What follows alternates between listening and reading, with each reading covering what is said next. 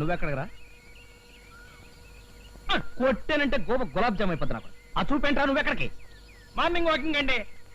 పెళ్లికి వెళ్తూ పిల్లిని చక్కర పెట్టుకెళ్ళినట్టుగా వాకింగ్కి వెళ్తూ మళ్ళీ నువ్వు ఒకడవే నాయనకాల? ఇప్పుడు మీరు వెళుతున్నది పెళ్లికేం కాదుగా.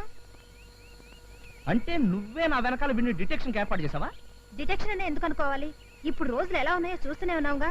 బయటికి వెళ్ళిన మనుషులు తిరిగి ఎలా వస్తారో ఎవరు చెప్పలేకపోతున్నాం. అందుకని వీళ్ళు నా బాడీ గార్డ్ ఏర్పాటు చేసావా? సరే పద. పదరా. మనం ఊరు వదిలి చాలా దూరం వచ్చేసినట్టున్నాం. అవునండి, మన ఊరు ఇక్కడికి 30 కిలోమీటర్ల దూరం.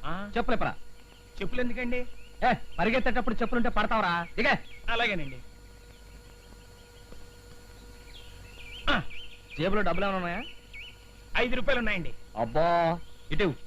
ఎందుకండి? నోటు పరిగెట్టేటప్పుడు కింద పడిపోతారా? ఇటు. నోటే కదండి, ఏం పర్లేదండి. కొట్టేనంటే గోప గులాబ్ జామ్ అయిపోద్ది. ఇవే పరిగెట్ట. పరిగెత్తరా. పరిగెడుతున్నా కదండి. పరిగెట. జాగింగ్ అంటే ఏమనుకున్నావు? పరిగెట.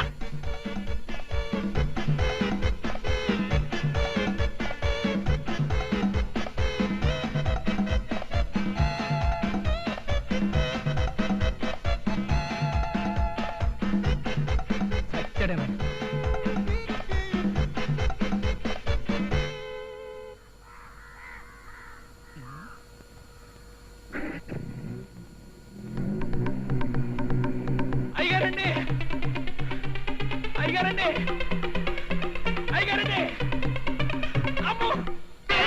అసలేవాడు అమాయకుడు, పైగా తల్లి తండ్రి లేని అనాథ. అనాథ అయితే అప్పటికి నేనేదో వాడిని మర్డర్ చేసి సముద్రంలో బారేసినట్టుగా ఏంటో సనుగుడు. చూడు, ఎవడో డర్టీ ఫెలో ఈ టైంలో అడుక్కోవడానికి వచ్చాడు. ఏదో తీసుకొని పెట్టు.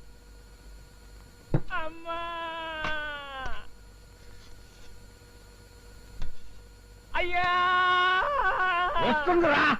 అమ్మా, అమ్మా తీసుకో. నేను అడుక్కునేవాడిని కాదమ్మా, సన్నాసిని. సన్యాసి నువ్వా? ఎరా రాస్కెల్, జాగింగ్ కని వచ్చి ఎక్కడ పారిపోయావరా? నేను పారిపోయినా. నువ్వు కాకపోతే నేనా? వెతలాక చచ్చాను. అది కాదండి మీరు. కొట్టానంటే గోప గులాబ్ జామ్ అయిపోద్ది. నోరు తెరిస్తే అన్ని అబద్ధాలే. ఇంకెప్పుడు జాగింగ్ వచ్చి నన్ను టెన్షన్ లో పెట్టక. చూడండి అమ్మా, అమ్మా నన్ను 30 మైళ్ళ దూరం తీసుకెళ్లి కాళ్ళకి చెప్పులు లేకుండా నా చెవిలో డబ్బులు తీసేసుకుని వదిలేసింది చాలక, పైగా నాదే తప్పంటూ ఎలా డబ్బా ఇస్తున్నారో చూసారా అమ్మా? చూడపోతే ఇదంతా ఈయనే కావాలని ఆడుతున్న నాటకంలా ఉంది. సినిమాలో డ్యూయల్ రోల్ లాగా ఈ 2 డైరీలు ఒకేలా ఉన్నాయి. ఈ డూప్లికేట్ డైరీలో కీర్తి గురించి రాసిస్తే అది చదివి బోల్తా పడిపోతుంది.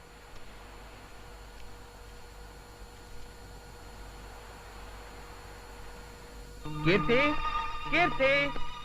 ఏమిటండి? నేను ఇంటి సంగతులు ఏమీ పట్టించుకోవట్లేదన్నావుగా, ఇప్పుడు చూడు, హెయిర్ ఆయిల్ దగ్గర నుంచి నెయిల్ పాలిష్ దాకా మొత్తం అన్ని తీసుకొచ్చేశాను. ఇవన్నీ నేను తెమ్మనలేదే. నువ్వు తెమ్మంటే నేను తేవడం మామూలే, కానీ బాధ్యత గల ఇంటి యజమానిగా ఇవన్నీ తీసుకురావడం నా ప్రథమ కర్తవ్యం. అమ్మగారు గ్యాస్ అంటే ఇప్పుడు నేను చెప్పినంత గ్యాస్ అని ఉద్దేశమా? అది కాదండి, ఇంట్లో గ్యాస్ అయిపోయిందని కొత్త సిలిండర్ కావాలని అమ్మగారికి చెప్తున్నానండి. ఏది ఏమైనా ఈ మధ్య నువ్వు కొంచెం ఎక్కువ తోక దాడిస్తున్నావురా. ఇలా నేను ఇంకా ఏమి చేయింది. కొట్టేనంటే గోప గులాబ్ జామ్ అయిపోతుంది నాకు. ఇగో సరుకులు సర్దుకో. ఎలాగో తెచ్చారు కదా, మీ చేతను తీసుకెళ్లి కిచెన్ లో సర్దే. తీసుకురావడం వరకే నా చేతి పని, ఆ తర్వాత సర్దుకోవడం నీ చేతి పని. సర్లేండి, ఇక్కడే ఉంచండి. మొక్కలకు నీళ్లు పోసిన తర్వాత నేనే వచ్చి సర్దుకుంటాను. నువ్వు రారా. చంపా.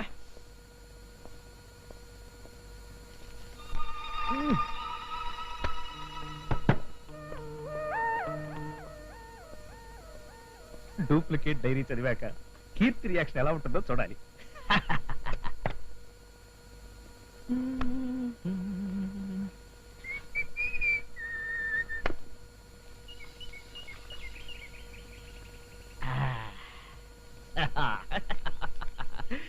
కీర్తితో నేను అదే ఒరిజినల్, ఇదే డూప్లికేట్. పంప మురిగింది.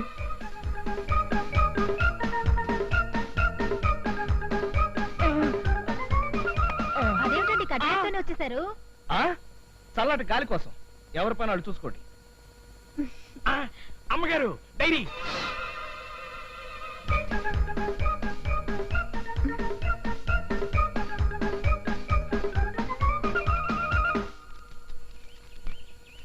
జనవరి 1 నూతన సంవత్సరం నాడు నేను కీర్తి దేవుడి గుడికి అభిషేకం చేయించాం. ఫిబ్రవరి 4 కీర్తి నేను కలిసి గ్యాంగ్ లీడర్ సినిమాకి వెళ్ళాం. ఫిబ్రవరి 6 నేను కీర్తి కలిసి హోటల్ అప్సరాలో భోంచేసి ఇంటికి వచ్చాం. అమ్మగారు గ్యాస్ గ్యాసా? ఒక్కసారి ఫ్లాష్ బ్యాక్ లోకి వెళ్ళండి. ఫిబ్రవరి 3వ తేదీ నుంచి 10వ తేదీ దాకా అయ్యగారికి జ్వరం వచ్చి ఇంట్లోనే ఉన్నారే తప్ప బయటకు వెళ్ళలేదు కదా. మరి అలాంటప్పుడు ఈ సినిమాకి వెళ్ళాలన్నీ గ్యాసే కదండి. నిజమేనా? మరైతే ఎందుకు ఇలా రాశారంటావు? మీరు డైరీ కోసం తంటాలు పడుతున్న సంగతి అయ్యగారు తెలుసుకుని ఉంటారు. ఆ డైరీ లాంటి మరో డైరీ తీసుకొచ్చి మీ గురించి ఉన్నది లేనిది రాసి పారేశారు. ఈ మధ్య అయ్యగారు ఎందుకు అబద్ధాలు చెప్పి నన్ను దగా చేస్తున్నారా? మీరు అలా కంట తడిపెట్టకండి అమ్మగారు. మీరిద్దరూ